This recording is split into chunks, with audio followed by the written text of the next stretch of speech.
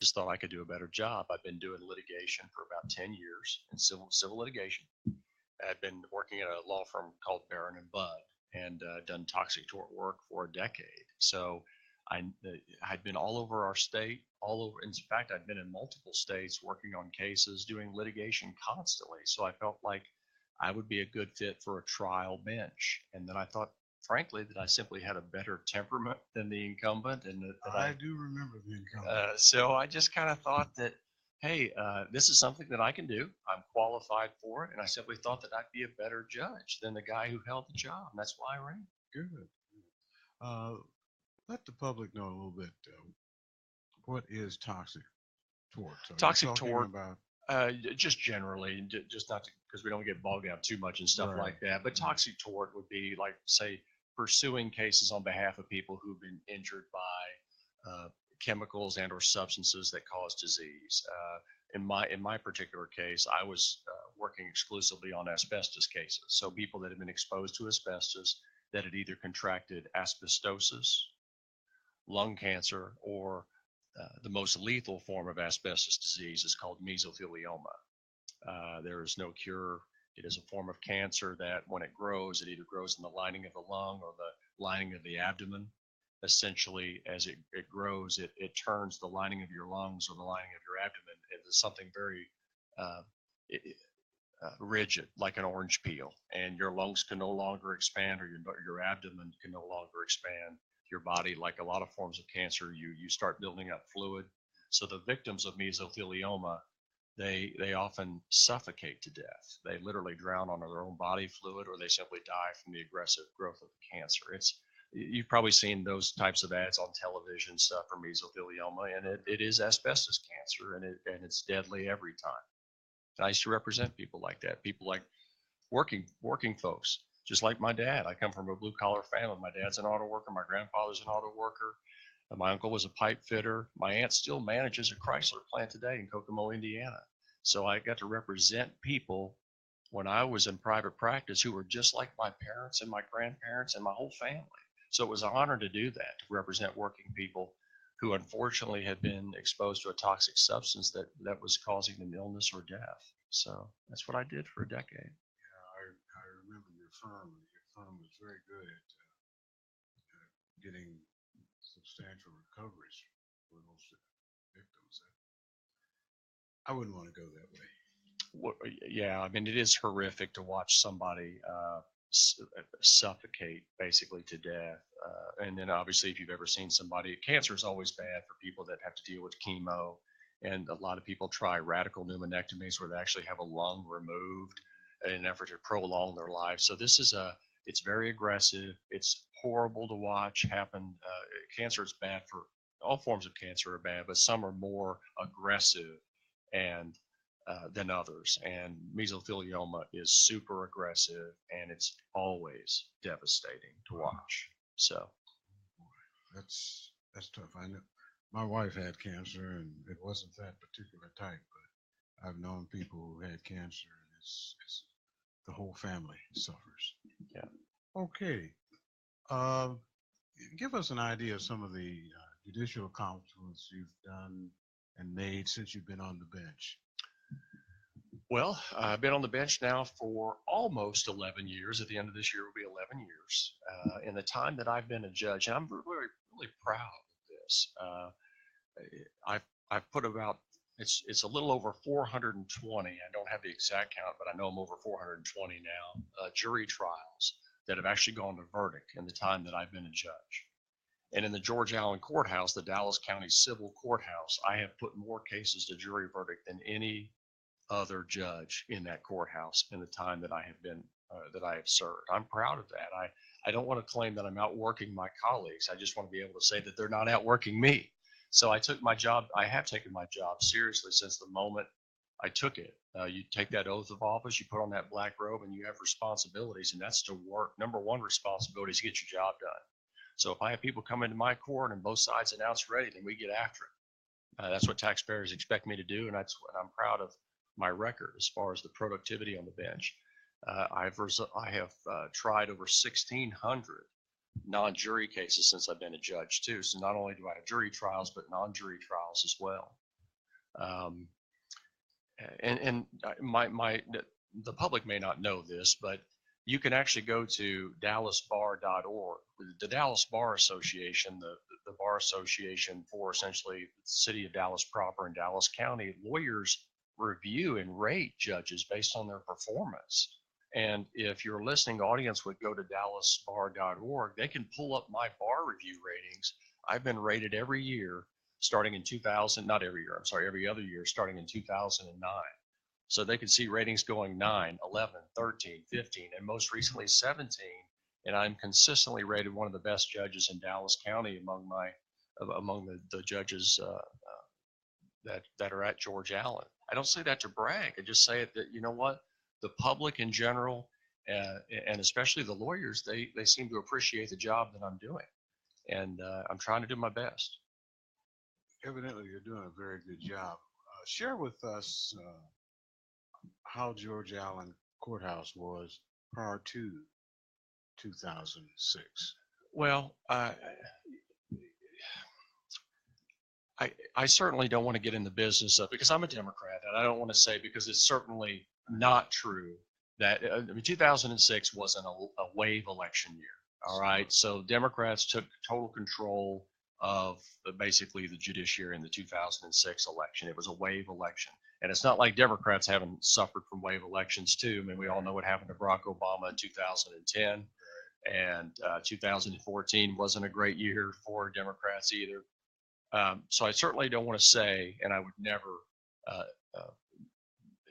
I just don't want to say that every Republican who lost in 2006 was a bad judge. Some people just happen to be in the wrong place at the wrong time, just like some good Democrats have been in the wrong place at the wrong time. But there were certain judges that needed to be replaced. And I worked hard to help the entire Democratic ticket get elected. And I believe the vast majority of my colleagues have been wonderful judges for Dallas County since we all got elected. I think that we are all serious about delivering jury trials as quickly and fairly as possible. I think some of the environment in the Dallas County courthouses is perhaps a little bit more cheerful than it used to be. But I don't want to go. I know we're on record and we're talking live. I don't want to say that everybody who lost in 2000, every Republican who lost in 2006 was a bad judge, because that simply wasn't true. That's not true. That's not true. There were some good judges. There were some that needed to be replaced, and they got replaced. Now, of course, that's what happens in wave elections. Sometimes people that shouldn't get replaced, and it's happened on the Democratic side and on the Republican side. So I believe that we've done a good job though, since we took control of trying to make sure that all the judges that are at that courthouse are doing their very best for Dallas County citizens. It would be the responsibility of the Democratic Party to remove those judges that are not doing their job, and that's why we have primaries. That's why we have primaries. It's true. And, okay.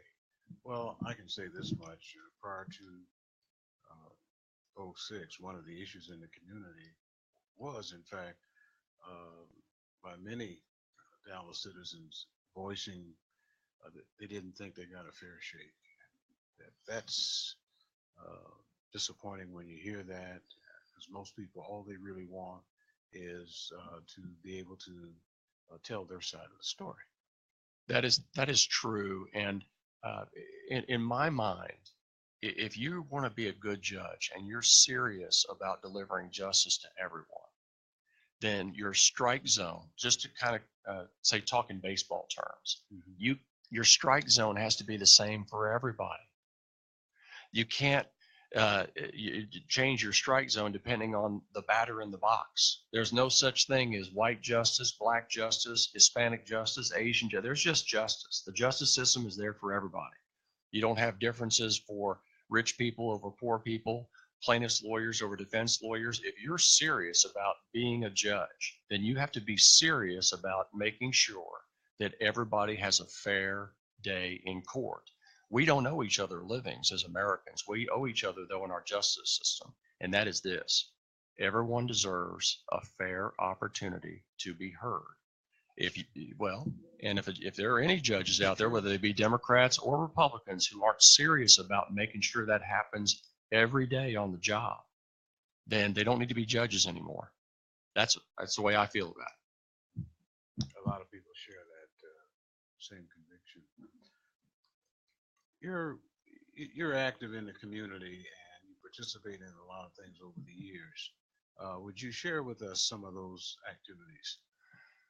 Well, I think that judges, the public in general, expects more from the judiciary. They want model citizens to the extent that we can all try to be perfect. I mean, no one's perfect, but they do expect us to lead not only within the profession and the practice of law and to set a good example for lawyers and other people at the courthouse, but they expect us to lead out of the courthouse too.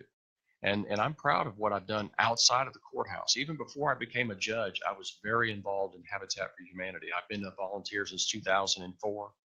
I was a core volunteer from 2005 through about midway 2011. A core volunteer is someone who donates a minimum of 12 Saturdays a year to build homes for people that need help. And once I got married and had two small children, I've got a 6-year-old and a 4-year-old now. My wife said, you got to spend, you got to be here to help with it. Yeah. So I had to drop out of core volunteer status, but I remain a volunteer for Habitat for Humanity. And every year since I've taken the bench in 2007, every year, the Habitat for Humanity house that's built by the Dallas Bar Association has what's called Judges Day. Every year, I organize the Dallas County Judiciary to volunteer for that day and help build that house. I'm proud of that. I like volunteering for Habitat for Humanity because if you know anything about that organization, it's not a free house. It's not a free house. People have to pay for those houses, and they have to put sweat equity into their own houses, and they have to volunteer to build agree to build other people's homes. It is a wonderful organization that helps people who want to help themselves. It's not a handout, it's a hand up. And that's what I love about it. Then I've also, about 5 years ago, I helped start and have been constantly in the what's called the Dallas Bar Trial Academy. We want to try to help young lawyers learn how to litigate cases on behalf of their clients, whether they be on the plaintiff side or the defense side. We want to make sure that to the extent that young lawyers need training to properly represent people in court, that the Bar Association helps them be the best they can be. It raises the whole profession, regardless of which side of the bar you're on. And it also is better for the clients. I've donated over 200 hours to the Dallas Bar Association high school mock trial program. And that mock trial program helps not only DISD schools and other Dallas County schools, but also other school districts that come in for this mock trial competition. And I have been involved with that since 2007, trying to help young people who are still in high school learn more about the judicial system, learn more about the practice of law, and maybe one day be lawyers themselves. So, I've tried to lead by example on the bench and off. And that's what I think the community expects from judges. They want to see judges out there being leaders. And I've tried to do the best I can in that regard too. That's very true. Now, as I remember, you received an award within the last 6 or 8 months, maybe a little bit longer. Yes. Could you share with us what that was? Sure. I was named the 2017 Dallas County Democratic Elected Official of the Year. And I think, I don't know what goes into making that decision. That is entirely the decision of the party chair. Carol Donovan is our current party chair. And they make a call every year as party chair who they believe has been the best elected official between the last. We have an annual dinner every year, so the Johnson Jordan dinner. And over that last calendar year, who's been the best Democrat elected official that we have in Dallas County? And I was honored this year. And I can't speculate as to why Carol did what she did. But maybe she feels like I've set a good example for the Democratic Party in Dallas County, both with what I've done on the bench and what I've done off. And I know that this isn't necessarily critical to your listeners, but for those who are Democrats, I mean, I've donated over $100,000 to either the Dallas County Democratic Party or to other Democrats who are running for office to help Democrats get elected. and to hold their positions and to help hold power in this county so that that all Democrats, whether they be white, black, Hispanic, Asian, Christian, Muslim, Jew, whatever, that we keep Democrats in office. I'm a Democrat and I'm proud to be a Democrat. I want to keep Democrats in power. Speaking of that, 2018 is going to be a pivotal year. It is going to be extremely important that Democrats get out, vote, do what they have to do. Share with us some of your thoughts.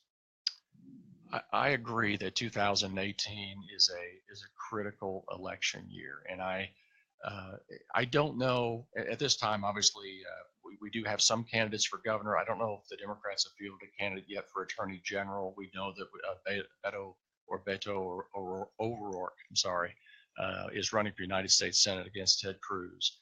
And I've not seen Beto in person yet, but I understand he's a wonderful speaker and very passionate. I look forward to seeing him campaign. But here, there's that old expression, Fred, that all politics are local. So I'm going to talk about Dallas County. Yeah. And we are going to have some very interesting races in Dallas County that are coming up in 2018. And at this moment, we have a Republican DA. And the Democrats are fielding two very well qualified candidates, John Creuzot and Elizabeth Frizzell. And whoever wins that primary is going to need all the help they can get to unseat the current DA. She is not going to go quietly, and she will put up a fight. And I think it would be wrong for all Democrats to just assume that the Democrats got that election in the bag. Isn't that what happened pretty much last year? A lot of people assumed that my vote wasn't going to count. I don't need to do it because she's going to win anyway. Well, if you're referring to what happened with Hillary Clinton, there may have been some people, especially in the states that are so close, like Wisconsin and Pennsylvania and Michigan, that may have thought there's no way Donald Trump is going to be president of the United States. Why bother? And then, of course, they got to see what happened. So if you sit out an election, you do so at your own peril. And what I would say to your listeners is that you should vote in every election, because even if you don't like the people at the top of the ticket, the people at the bottom of the ticket, people like me in the down ballot races, they have tremendous power over your lives that perhaps you don't realize. I'm a civil judge. I don't hear criminal cases, and I know that we're going to talk a little bit more about my court. But if somebody walks into court and let's say they do something rude and they give me the middle finger, they start cursing at me, I can hold them in contempt. And I have the power, contempt power, to order someone put in jail for up to 6 months without a jury trial. That's power. So you got to make sure as a Dallas County voter that when you're voting for judges, that you're voting for people that are smart enough to do the job and also compassionate, kind, thoughtful, because they're going to be trusted with power. And if you put power in the wrong hands, then you can suffer terrible consequences. Look at what's happening now. Just go to the White House. You've got somebody in charge who has a lot of power that should not have that power. You're right about that. But can I go back to the Dallas County race too? Sure. And I want to talk. This is going to be a very competitive race, because not only is the current DA of Dallas County going to drop hundreds and hundreds of thousands of dollars into that race, Pete Sessions, who is a U.S. congressman in Dallas County, who evidently doesn't even live here anymore, as I understand it, lives in the state of Florida. I don't understand it.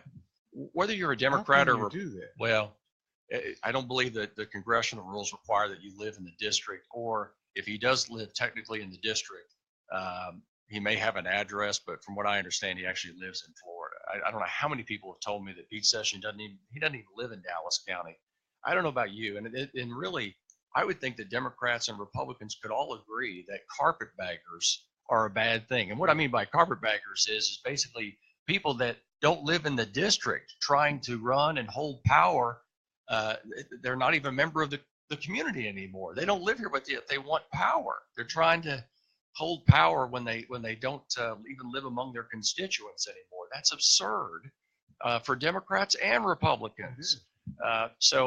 But But what I want to say about that congressional race, there are a lot of candidates on the Democratic side. They Pete Sessions is not going to go without dropping probably $3 or $4 million into Dallas County to try to save a job that he likes very much.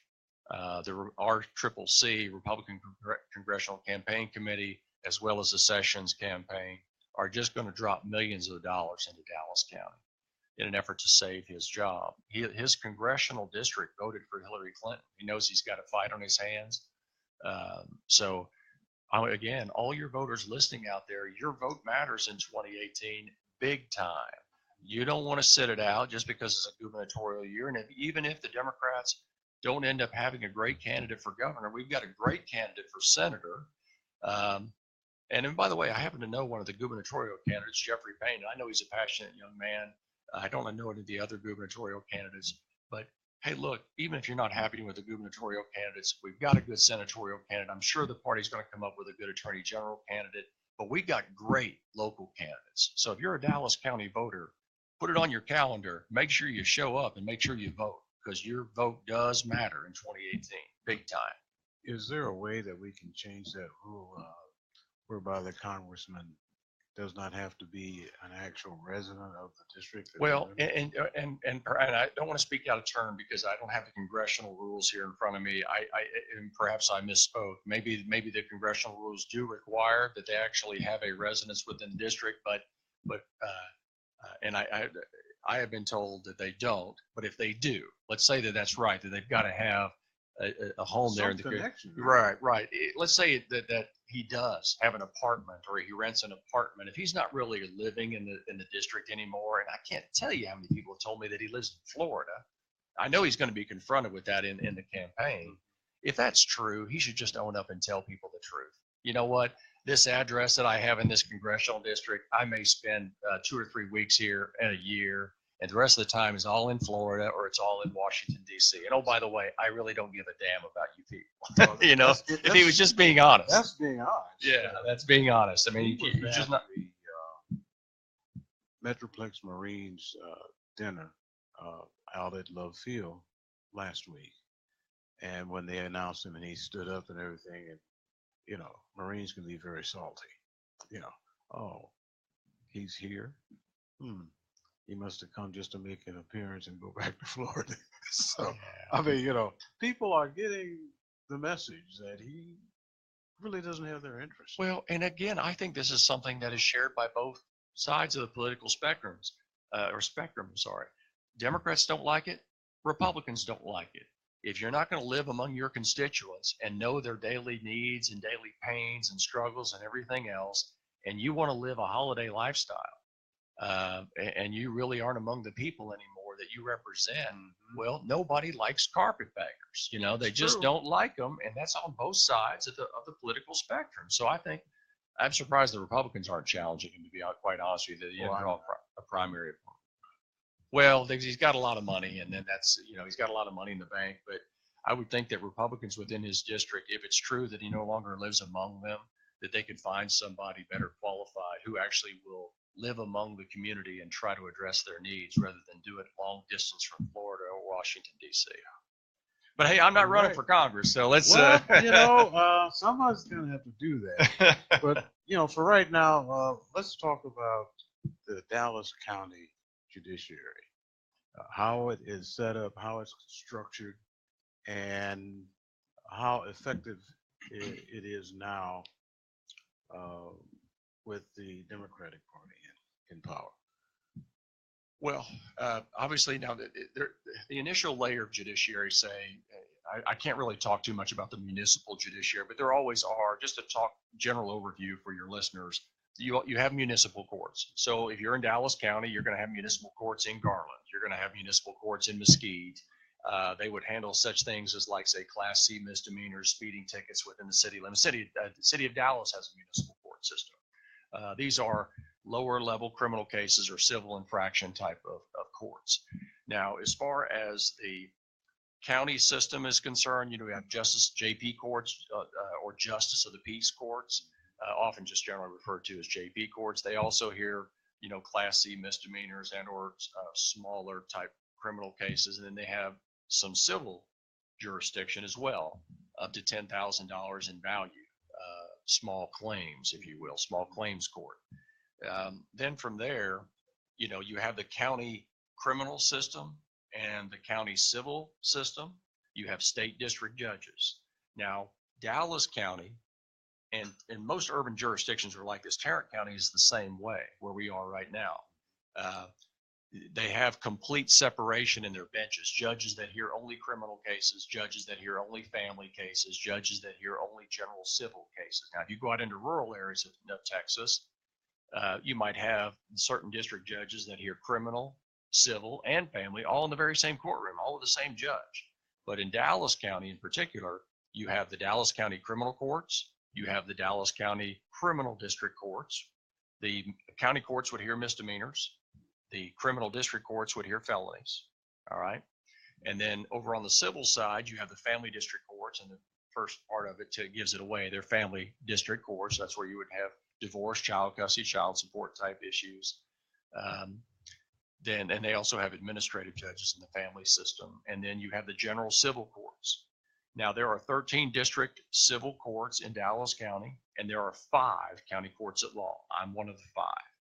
In Dallas County, the county courts at law are basically, for all intents and purposes, identical to the civil district courts. We both have unlimited monetary jurisdiction.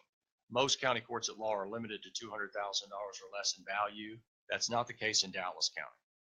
So basically, I hear cases that are worth $500. I hear cases that are worth $100 million. It just all depends on what lands in my court. Same thing over there on the district court side. All right.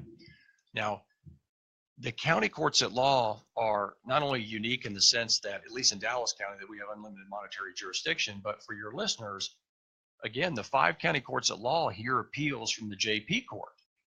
So the justice of the peace courts, if there is an appeal from the JP court, not on the criminal side, but on the civil side, if there's a civil case that's appealed, it comes to one of the 5 county courts at law. So I'm one of the 5, and if people have cases in JP court on the civil side, it'll come up to me or one of my 4 colleagues. And that's kind of just a general overview of how the county judiciary is set up in Dallas County. Most people have no idea of how it's set up. All they know is I'm going to court, and they don't know what the jurisdiction is. But they know that they're going to be sitting before a judge, and sometimes they're hoping and praying that they get a fair shake. Basically, that's about it for a lot of people. But there's some particular things about the county court at law that over the years, as far as the salary structure, there's not that much difference. Jurisdiction's not that much difference. And people just are not even aware. All I know is I'm going to court. They'll tell you I'm going to court. Now, if it's traffic court, they know the difference there. Judge, that's good. There's one other thing I want to ask you. Judicial philosophy. What is your judicial philosophy? I touched on it earlier. I'm glad you asked me that question. I touched on it earlier, and if I, again, using baseball terminology, the strike zone has to be the same for everybody. And you have to apply the law fairly and impartially to everyone. And that's the philosophy is that, you walk in there as the umpire, and the ground rules are set by the law, by statute or by case law, and you set your strike zone, and it's got to be the same for everybody. So it's just be fair to everyone. I do have 3 rules that I follow as a judge, and I wrote them down, and I've had them up there on my bench since 2007. I've got it on a Post-it note, and it's pretty ratty now because it's been over 10 years. It's 10 years old. And by the way, before I even go into court, and I know that not all of your listeners out there are Notre Dame fans, but right on the back hallway of my, near my chambers, before I walk into my courtroom, I have one of those play like a champion signs. You know how the Notre Dame Ah, Fighting Irish, all the yeah. players slap the sign before they enter the field, play like a champion today. I slap that sign before I walk into the courtroom. I know it seems kind of silly and ridiculous, but it's just as a reminder that it's time to get your game on and play like a champion. And what happens in the courtroom is not a game, but I just do that every time I go into the courtroom to remind myself that I have a job to do. And being a champion as a judge means being fair to everybody, being willing to listen to everybody, letting everybody make their case. You got to make difficult decisions, but darn it, you got to be fair to everyone. Now, I have 3 rules that I follow. Number 1 rule is, or a little reminder that I keep. These are the 3 reminders or rules. Number 1 is the robe does not make you smarter than everyone else. As a judge, there will be days in your courtroom where you have lawyers come in who simply know more about the case law in a particular area of the law because they specialize in it than you do.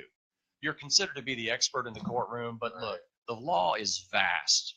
And there are lawyers out there that specialize, say, in labor and employment, or they specialize in personal injury, or some other area of the law that they just simply know better than you do. So don't get a giant, just because you're wearing that robe, don't let it get to your head. Let your head swell and think that you're smarter than everybody else in the room. You got to listen to everyone and don't get a giant head or an ego. So be humble. Be humble. The second rule that I follow is be the same person on the bench that you are off. I've never wanted to, and I believe that I have consistently been the person on the bench that I am off. Some people, they get judgeitis. They put that robe on, and then all of a sudden they turn into a different individual on the bench than they Jekyll are. and Hyde. That's right. I'm the same person, Fred, right now that I am when that robe goes on in the courtroom, and I don't turn into a different person. And the third thing the reminder that I've made for myself is to always remind myself that nothing happens until you decide it happens.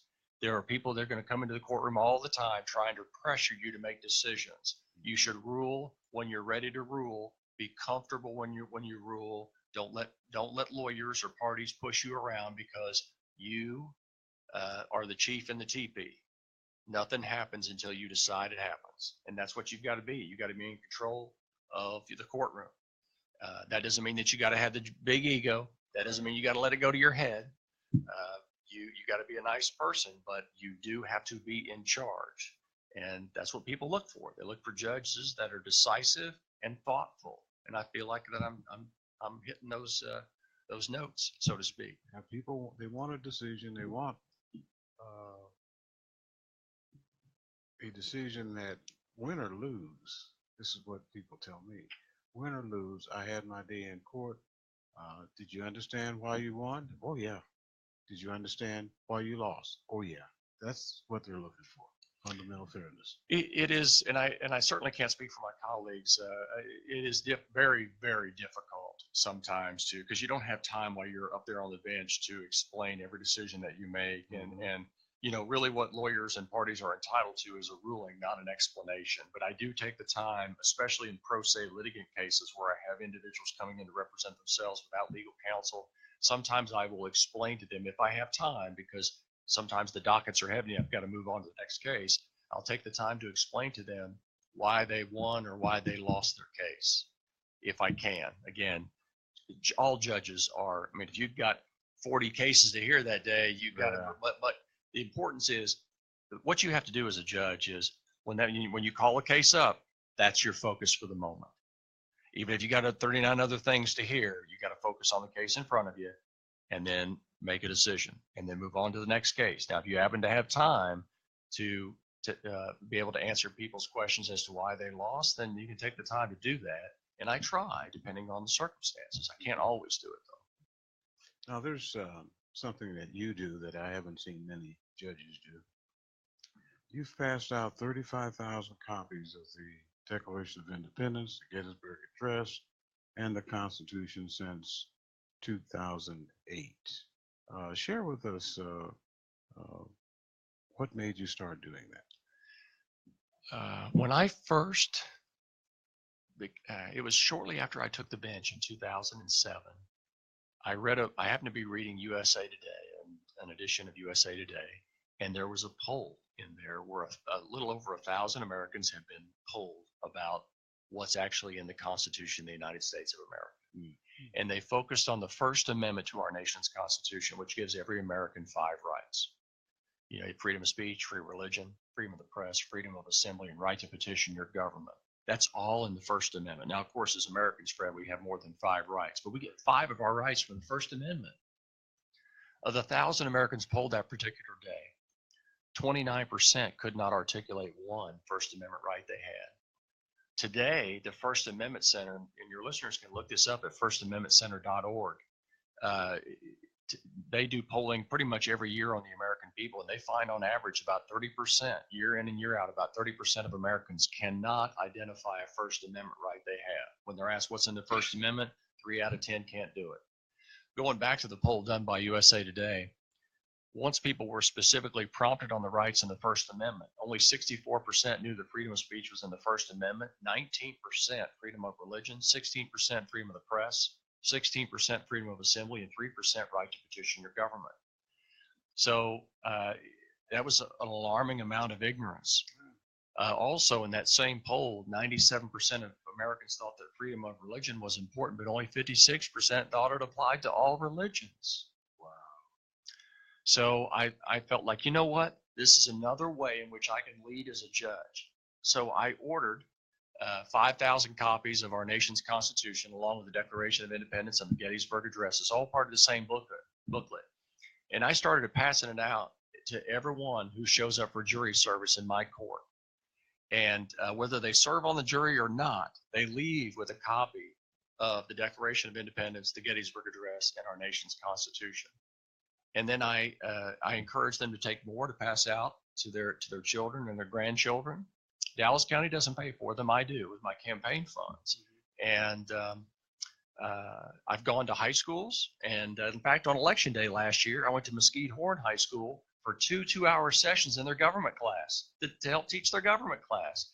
Sunnyvale High School out there in eastern Dallas County allowed me to address their junior and senior class in the gymnasium and pass out copies of the Constitution. I will go to any school district in this county. History class, history teacher, government teacher, civics teacher, and talk to their students about the Constitution and pass out more booklets. We have widespread ignorance of what's actually in the Constitution. We have widespread intolerance when it comes to religion, too. That same poll that I was just talking about, 55% of Americans think that the Constitution of the United States of America establishes a Christian nation. The words God, Jesus, Buddha, Allah, Muhammad, Ares, Zeus, Athena, or any other alleged deity or prophet, that doesn't appear in our nation's Constitution. That was done on purpose. That was not an accident. They knew what they were doing. That goes back to English history where they had everything. Yeah, it is certainly true that the majority of the founders of our nation were of the Christian faith. That is without a doubt. That's not in dispute. So a lot of people are like, wait, they're shocked and they're surprised that the Constitution doesn't mention God or Jesus or any other particular religion. Why did that happen? Now, we know that the Constitution was imperfect at the time of its adoption because exactly. You and I both know that we legalized as a nation slavery. Sure did. Every woman was excluded from the ballot box. The founders of our country were not perfect people by and large. By and large, they were very smart, but they were imperfect. They tolerated great evils. Okay, they tolerated slavery, and they tolerated the exclusion of women from the ballot box. And that was over half the population, Fred. Over half the population couldn't vote. But one way in which the founders couldn't have been more spot on right about what to do for a governing document was the First Amendment as it applied to religion. And again, the majority of them were Christians. So why didn't they basically say Christianity is the official law of the land? Well, first, I would think that, hey, look, there were other people here besides Christians, and they knew it. Jews were here, Muslims were here, but they knew their own history. Most of them had come from England. And if you go back in world history, and this is important, there was once a king by the name of Henry VIII. and he was important for a lot of reasons. But he he wanted a divorce from his first wife, and the Pope at that time, England was a Catholic nation, and the Pope wouldn't give him a divorce. And he said, "Well, wait a second, I'm the King of England, I'm the man. So what I say goes." So he was head of state. He created a different version of Christianity, called it the Church of England. He made himself both the head of state and head of the church, and he granted himself a divorce. And he broke England away from the Catholic Church. And when that happened, it caused hundreds and hundreds of years of religious violence between Catholics and Protestants. Christians were cutting each other's heads off. And your listeners can look up Oliver Cromwell. They can look up Queen Mary, Queen Elizabeth. They can read about Henry VIII. So all this violence that occurred within Christianity, the founders of our country knew about religious persecution, religious genocide. They knew their own history, and they didn't want the government having any business in religious genocide or religious discrimination. So I would just say to all your listeners, it's so wonderful that we live in a nation of religious tolerance. If you want to be a Christian, great. If you want to be a Jew, great. You want to be a Muslim, awesome. You want to be an atheist, good for you. Whatever floats your boat. But the government's not going to pick a favorite, and the government's not going to be involved in religious persecution. We live in a great nation as far as that's concerned, and it couldn't have been any better. And think about how radical that was for the 1700s. Got to be. Yes. Got to be. So it was, again, the Constitution was imperfect, but it couldn't be any more perfect when it came to religion. They saved us. They have saved our nation from religious persecution and religious discrimination. And sure, we have some religious violence in our nation, but the government isn't involved in it. That's where the Constitution couldn't have been any more perfect. We must make sure that it stays that way, because you and I know that there are some groups out there who would love to impose whatever they believe in on everyone and have one particular religion only. I think that would be a catastrophe. Oh, it would be, and yeah, imposing a forced religion on people. I think that the vast majority of Americans would see that evil, and they would recognize it and rebel against it. They don't want any part of it. They want to be left alone when it comes to matters of religion. And I know there are some folks out there that have such deeply held convictions about their faith that they believe it's the only true faith. But what they got to be careful of is trying to force that on fellow Americans, or use the governmental power to inflict that on fellow. Exactly. Their religion on everybody. Exactly. You got to be able to check yourself. One of those. What's that expression? You got to check yourself before you wreck yourself. Right. Also, a lot of them I've seen and read books on it. Bottom line is, you believe my way or the highway, so to speak. And those are some very dangerous ideas. Let me ask you something. You're one of the few judges that I've known to have voter registration cards in your courtroom. Share with us your thoughts on that. Well, let's just talk in general. How many Americans set out of the 2016 election? Wasn't it like 100 million? So, I mean, think about that for a second. 100 million Americans just not voting for president of the United States or any of their local officials. And that is mind numbing. It's you can't wrap your mind around it. Right. You don't want any say in people who have power over you, that have power to restrict your freedoms. You don't want to be involved. It's disturbing, but so I figure, you know what? I can't tell people to vote Democrat or Republican as a judge. I can't campaign in the courtroom, and I don't. I just put those cards out there where they're able to take copies of the Constitution. There's a little white forms, and if they want to register to vote, I say, I encourage people to vote. Do whatever you want. Vote for whoever you want to vote for. Vote however you want to vote. But golly, as an American, just vote. Yeah. So I encourage people to take the voter registration cards and pass them out to their friends, family members, and coworkers, so that as Americans, we all participate in the process. It's so disturbing that so many Americans don't want to be involved in how government controls or has influence over their life. Not just the government itself, but the judiciary. Get involved, vote. I've heard some strange reasons given for not voting. Well, it was raining that day, or well, uh, I just don't have time. Uh, Other excuses like, well, it's not going to make any difference anyway. But isn't it your civic duty to vote and participate? It's supposed to be a Republican or a republic. In order to have a republic, you got to participate. I think that some people are turned off about voting because maybe they live in particular areas where, say, they're a Democrat and they live in a Republican area, or maybe they're a Republican and they live in a very strongly Democratic area, and they feel like, you know what, my vote's just not going to count for anything. Um, I would say step out of that line of thinking and think about it a different way. Um, uh, think about all the other people that have done things for you, whether you knew them or not, that fought for your right to vote. My grandfather fought in World War II, and what I remember about him as a little boy, and he earned the Bronze Star, by the way. I'm proud of my grandpa. What I remember about him as a little boy is that his legs were full of Nazi shrapnel, little bulges of metal that, because when you're injured in the battlefield, they just try to get the pieces of metal away from your vital organs. They're not going to clean your whole body out. Right. So if you're hit by a mortar round or a grenade round and you're littered with metal throughout your body, well, you're just littered with metal throughout your body that you're going to live with for the rest of your life.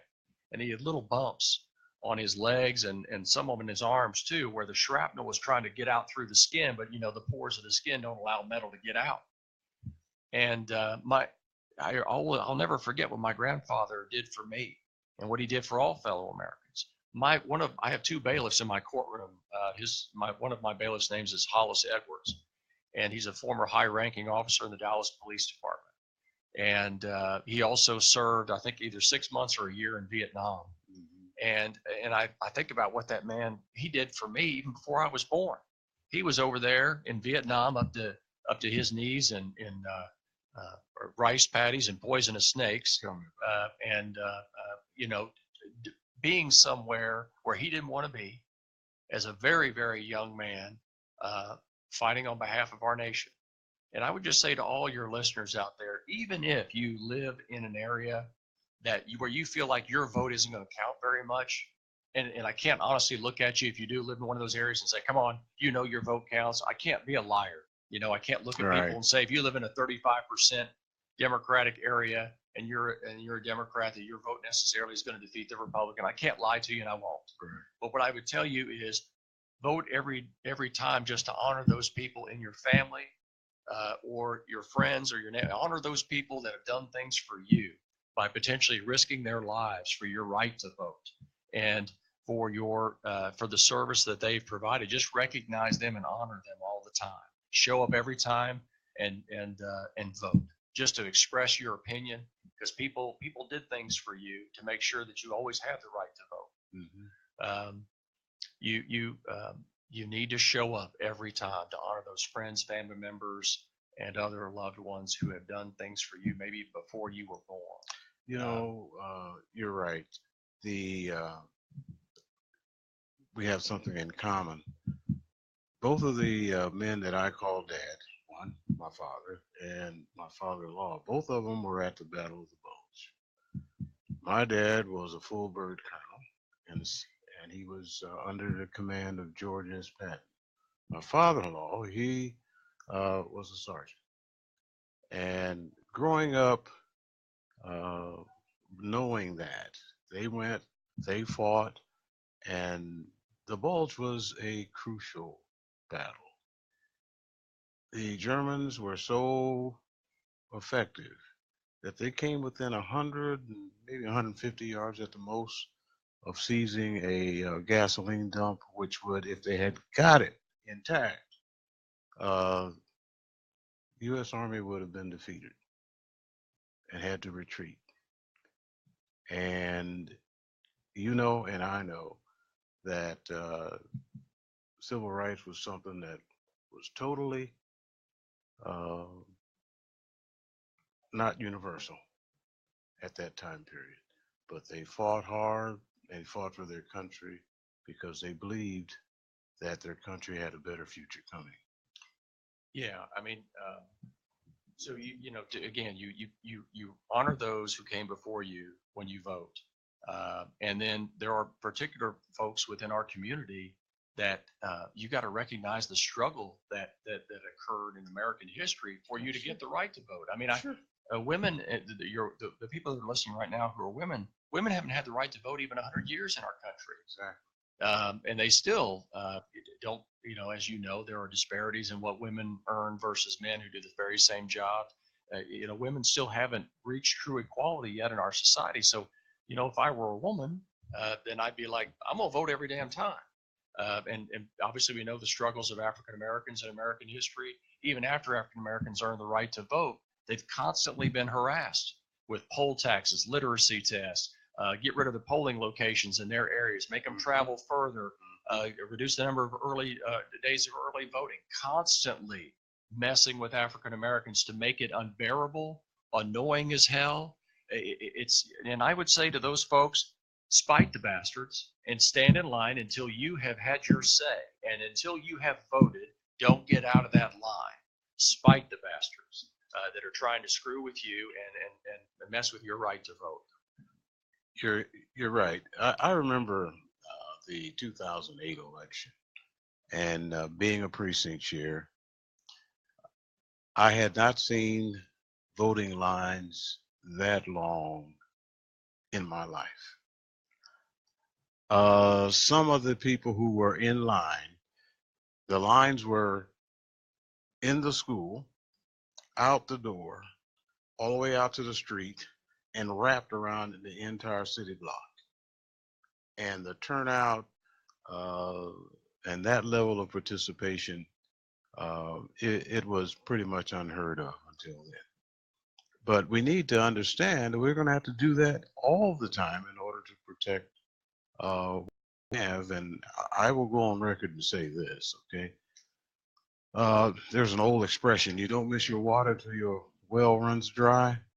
Well, you don't miss your rights until someone tries to take them away.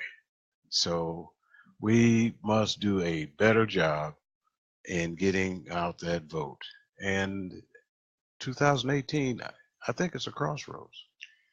Yeah, I mean, if voters, there's an old expression in politics that Democrats fall in love, Republicans fall in line. And Republicans are, and I have lots of friends who are Republicans, but they are very regimented voters. Obviously, there's a segment of the Republican Party that is very ideologically driven. These, you know, either tax ideologues, you know, money ideologues, or the more, I say, the more fanatical might be the folks that are driven by religion. And they believe they're on a holy mission to cleanse the United States of certain types of people. You know, they're almost angry about the type of society that we have today. I mean, you just walk around, you can get in your car right now, Fred, and drive around to our country. Nobody's going to ask you for your papers. You can practice any religion. I don't understand why they're so angry. But I would say to the Democrats, look, there's Barack Obama's done. Okay, yeah, he's going to continue to campaign, but if you're waiting for the next Barack Obama, then there's only one Barack Obama. That's right. And no one's going to duplicate him. And there was only one Bill Clinton. Both of those men had enormous political talent. So if you're going to wait to fall in love every time, and you're going to sit out until you fall in love again, we're in trouble. Well, exactly. The Republicans will be more than happy to have you sit out elections while they control everything. That's why it's don't. We got to get rid of this whole, well, I'm not in love with the candidate thing, so I'm not sure I'm fired up. I get that. Some people are electric. Some people have great charisma, and some don't. Hillary Clinton was not an exciting candidate, but she was certainly smarter than Donald Trump, and now look at it. So there was some lower Democratic turnout than there needed to be, and we have suffered the consequences for our failure just to, as Americans, and to turn out and do our job. Exactly. Yeah. It's like, darn it, even if you're not fired up, you still have to look yourself in the mirror and say, it's my duty, it's my obligation, and I know I need to get out there and vote. Otherwise, the people that I disagree with are going to win, and they're going to hold power over me. So some of those people that we disagree with, you could find them, what's it called, Charlottesville, like when there were marches reminiscent of the Nazi torch marches. And I never thought I'd see that here. I'm well aware of what the 1940s was, but to me, it told me that if I don't continue doing my job and my job well, you can even have another Hitler right here. I don't, obviously the presidency of Donald Trump is creating all kinds of problems in our nation as far as our ability to relate to one another, and he has certainly fostered. He has not failed to kind of go to the race card when he needs to in an effort to try to stroke some intensity that doesn't need to be out there. I don't believe at this point that we're anywhere close to something as dangerous as what you're talking about. But I do agree that the Republican Party they eventually are going to have to confront some of those. Let's just say what it is. I mean, they've got some folks that are operating as conservatives that are not. Some of them are just, unfortunately, let's just say some of them are racist. They've got to confront them. The Democrats had to confront them when they were in the Democratic Party, the so-called Dixiecrats. Right. And then they had to force them out, and then they fled elsewhere, and we know where they fled. They went to the Republican Party. Yeah, but now again, I want to be careful that since you and I are talking, that I have lots and lots and lots of Republican friends who are very upset with the presence of some of these white supremacists within their party, and they want to get rid of them. The problem is, how do they get rid of them? How do they get them out? Because they know what they risk. To the extent that they tell these people to get lost, they might lose elections that they don't think they should lose or don't want to lose. So they have a problem, but they know that they've got to get rid of these people who are now proudly displaying Nazi flags, pro-Trump, because that's not what the Republican Party is about. They know it, we know it, but they've got to confront these people and tell them to get lost. And I think that eventually the Republican Party, you're seeing it right now. I mean, Jeff Flake resigned the other day, the Senate, the Republican, the freshman senator of Arizona. You're seeing the party itself struggle with Donald Trump and how to deal with him. And some of these people that are now, parading themselves proudly with Nazi flags and calling themselves conservatives. No. They're just. My question, they're clowns. About the two senators, rather than stand up, maintain, and stay in office. All right, so what? You may lose the election, but stand your ground. Stand up on the principles of freedom and justice. If I were in those shoes, hey, I'm not going to give way to let somebody come in who espouses those type of philosophies. Hey, stand and fight. Okay, fine. If they're successful in defeating you, go down fighting. Yeah, this is his career, and again, we're talking about Senator Flake, the U.S. representative from Arizona, who announced he's not going to run for re-election. And it's difficult to tell somebody what to do with their career. I know what you're saying. It's just kind of like, well, why don't you save the Republican Party? Why don't you be the savior in Arizona and fight the good fight and say this is not what we stand for? This kind of rabid anti all government kind of my way or the highway, my way or the highway philosophy. There's no question that Jeff Flake was a conservative. I mean, it's interesting to watch Republican politics now because you can't be far enough to the right. They keep going they want to outright wing each other. And Flake, there's no question the man was a conservative. And now he's like thought of as a Republican in name only, a so-called rhino. It's a shame because the Republican Party is tearing itself apart. And I know a lot of people that are proudly Republican are just shaking their heads at, how do we deal with Donald Trump? Because the Republican Party they know there's a value to government. They know they need certain regulations. What the Trump team is doing to the EPA and environmental regulations, I don't know a lot of educated Republicans that are in favor of that. They know that government serves a purpose in their lives, that it prevents chaos. And he brings chaos. Yes, he does, and they know it. And I don't know if you saw or not, but Senator Bob Corker of Tennessee admitted the other day in an interview that he wouldn't have supported Donald Trump if he had to do it all over again. I mean, some Republicans, prominent, powerful Republicans, have a lot of regret about having supported somebody for public office, the highest public office in our land, who simply was unqualified to serve in that capacity. And now they are paying a painful price. He's turning on them. And the Republican Party is paying a price for this. They're paying a price. We, the American public, we are paying a price. And I think that if we could just have senators and Congress men and women stand up and just say, hey, enough of this. And if it doesn't stop, the recourse, which probably won't happen with the Republican House, impeach him and just get him out. I think that's the only, and that's the process. And it takes time. Just like all these investigations, I have never in my life, and as you know, I'm not a young man, I have never seen so many investigations going on and swirling around the executive management in my entire life. Even Richard Nixon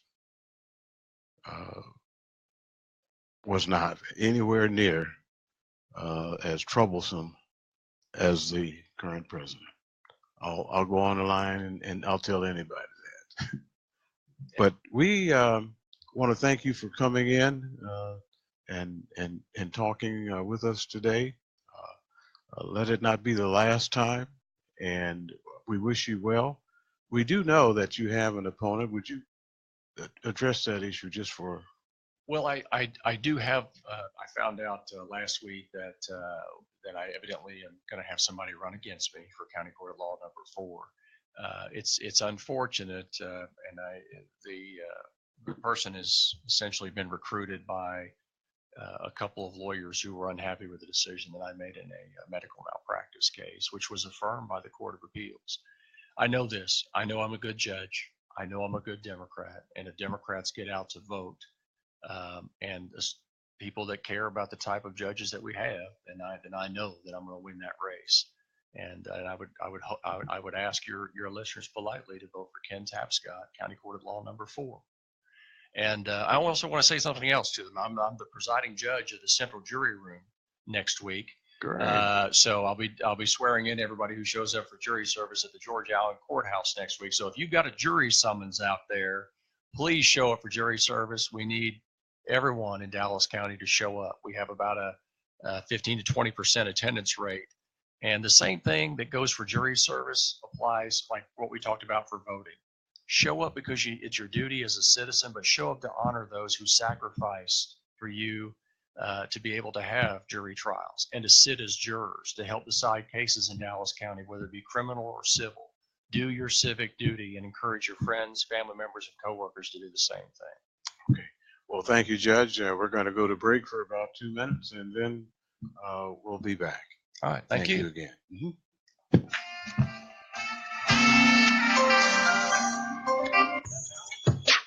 Hey y'all, this is your host Amber. And your co-host Monique. Y'all be sure to tune into our show, Let's Gossip. Yeah, that's right, Gossip. GODSIP. Hey. Every Tuesday from 6 to 7 p.m. Central. Our show is filled with hot topics, Transparency, encouragement. and of course, Jesus. So tune in and get your weekly peace served hot. And not lukewarm, only on Let's Gossip.